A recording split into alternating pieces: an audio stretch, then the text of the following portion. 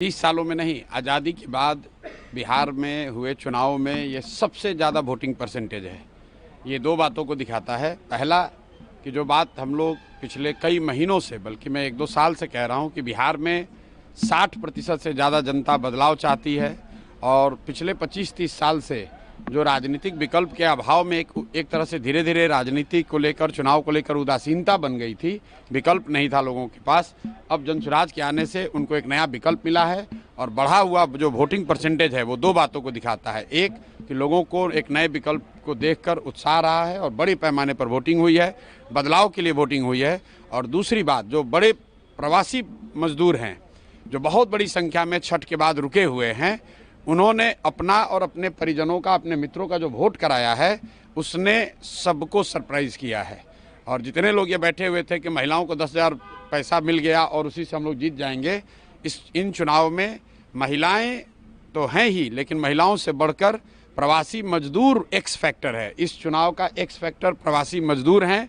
वो क्या कर रहे हैं, वो अपने दोस्तों, मित्रों, परिवार वालों से कैसे वोट करा रहे हैं, इसी से बिहार का चुनाव तय होगा। तो जनसुराज कितना कॉन्फिडेंट है अपनी जीत को लेकर के? कितनी सीट? जनसुराज बिल्कुल कॉन्फिडेंट है कि 14 तारीख को आप देखेंगे इतिहास लिखा जाएगा। बड़े बड़े पंडित, कोई ये नहीं बता रहा था कि जनसुराज इस बार इतने बड़े पैमाने पर वोटिंग होगी।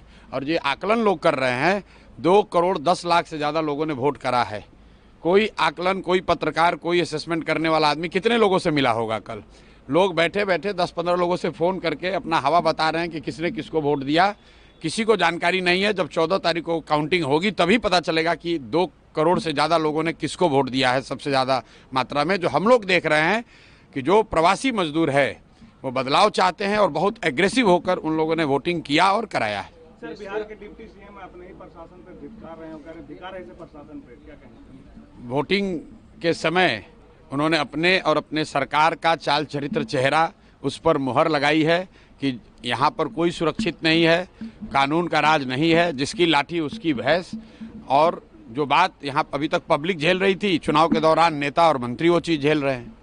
आरजेडी का भी एक विधायक और एक दूसरे का बाल नोचेंगे, ऐसा पीएम मोदी कह रहे हैं। भाई, वो बाल नोचेंगे कि सर नोचेंगे, ये उनका काम है। मैं इतना जानता हूँ कि